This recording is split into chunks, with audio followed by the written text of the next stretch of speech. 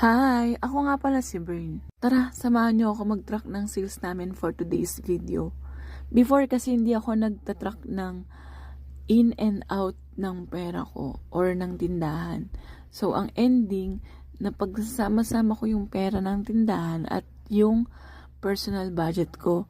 Kaya, nag-overspend ako or imbis na dapat ganito lang yung budget na gastusin ko, since hindi ko nga siya natatrack, ang ending, pati yung pera ng tindahan is nagagalaw ko. Which is hindi yun good. Kailangan mo talagang itrack yung personal budget mo at saka yung kung may tindahan ka man, edi yung sales mo, kailangan talaga siyang itrack. Kasi kung hindi, ang ending is bukod sa magugulo yung pera mo, mag-overspend ka at magkanda utang-utang ka for sure or